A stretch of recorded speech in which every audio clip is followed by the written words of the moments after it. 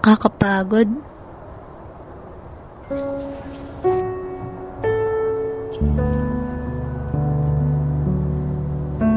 Sobrang hirap. Sa gulong ng buhay, lagi akong nasa ilalim. Kailan ba usad to? Isa akong guro. Kahit pagod na, tuloy pa rin ang laban. Lalakad ako mula bahay patungong paaralan. Walang sariling sasakyan, kung kaya't paa ang puhunan.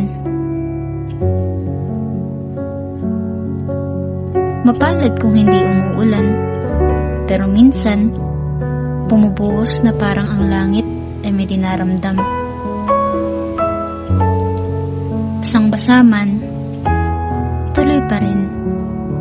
Sabay ng ulan, ang bigat ng responsibilidad, na para bang pasan ko ang daigdig sa aking balikat. Ngunit kahit ganon, hindi ko ito tatalikuran.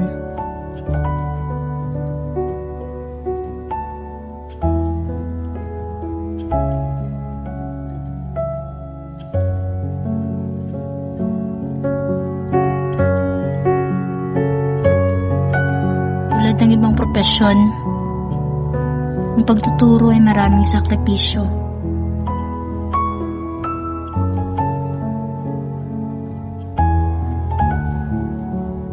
Pagod.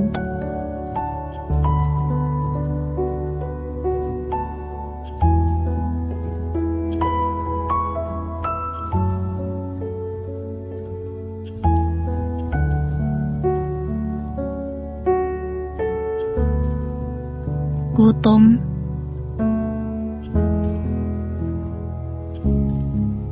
At antok. Hindi rin madali ang makipagsabayan sa teknolohiya. Pero kahit mahirap, pinipilit kong matuto. Sandali lang, class, ha? Dahil ito ang kailangan. Ngayong araw ay pag-aaralan natin ang patungkol sa buhay ni Dr. Rizal. Sino nga ba sa inyo ang mayroong ideya patungkol sa buong pangalan ni Dr. Rizal? Minsan, napapaisip ako. May natututunan kaya sila sa akin? Ang bawat pagsisikap kong gawing masaya ang aralin, parang hindi sapat para agawin ang atensyon nila sa screen. May nakikinig pa ba, class? Class!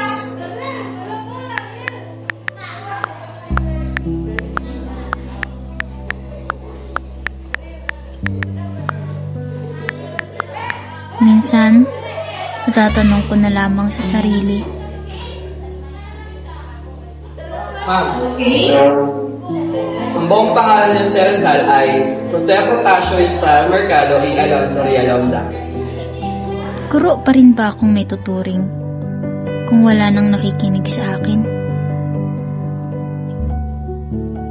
Isa pa sa mabigat, ako lang mag-isa para sa napakaraming estudyante. Iba't ibang ugali, iba't ibang mundo.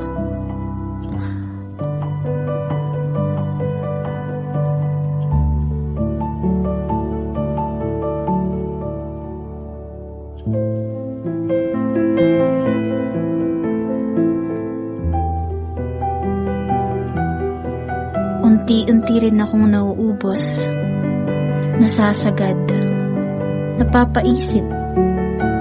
Sapat ba ako? Mabuti ba akong guro?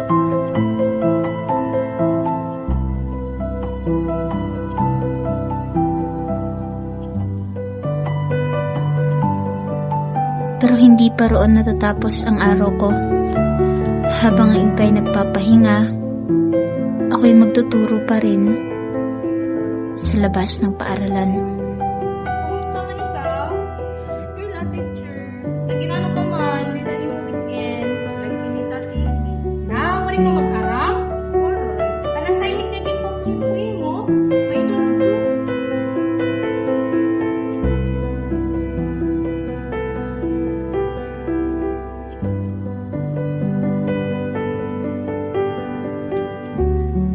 Sa likod ng lahat ng ito, isa rin akong ina na nangangamba habang ako'y abala sa iba.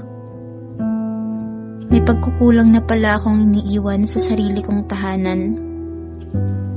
At ang sakit na baka hindi ko sila nabibigyan ng sapat na atensyon at pagmamahal.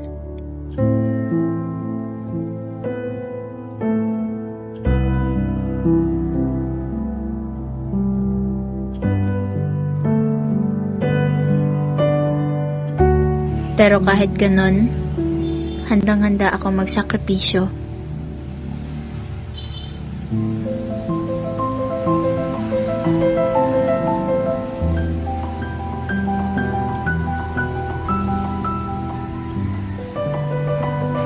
Ang daan pa uwi ay aking lalakarin para lang makatipid sa pamasahe.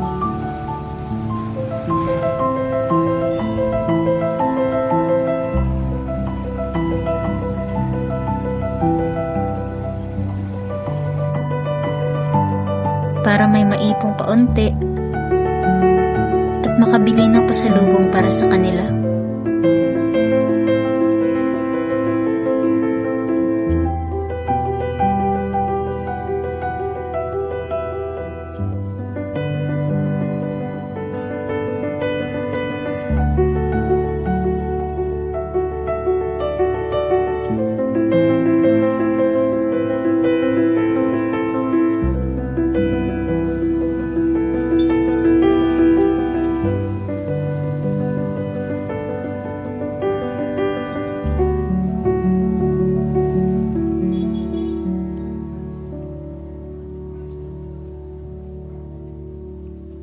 Dahil sa huli, para sa pamilya ko, lahat ay may halaga.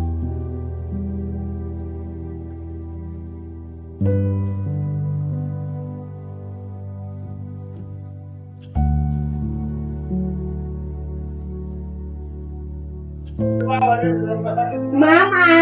Hello! Look, may pasalubong ni Mama! Taran! Salamat, Ma! Welcome!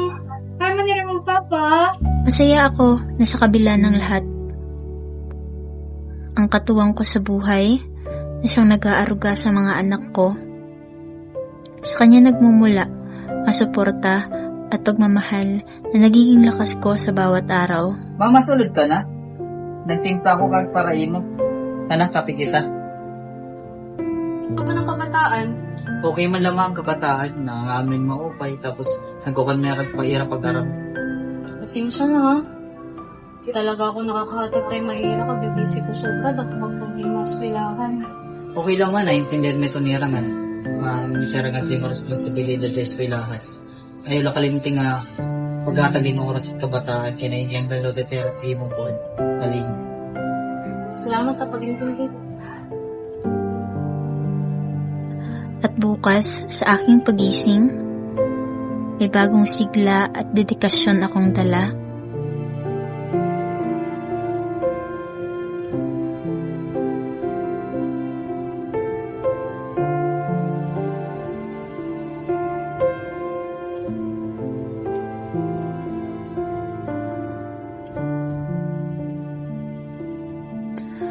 Habang ang mundo'y natutulog pa, ako'y nagsisimula na ng bagong araw.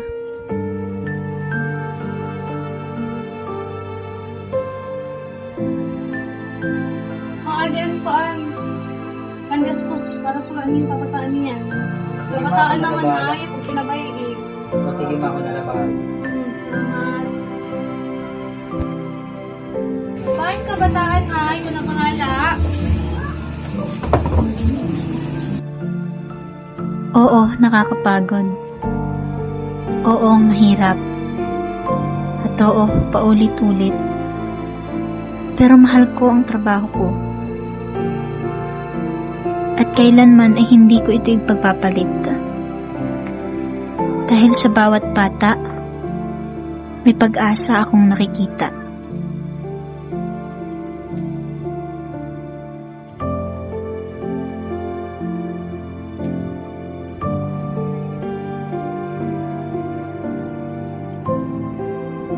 Ako Carmelita S. Kabatuan. Taga din po.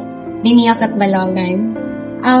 Pila ka na ka-years nagtututlo? 11 years. Ano nga grade level po ang imong tututluan? Grade 9.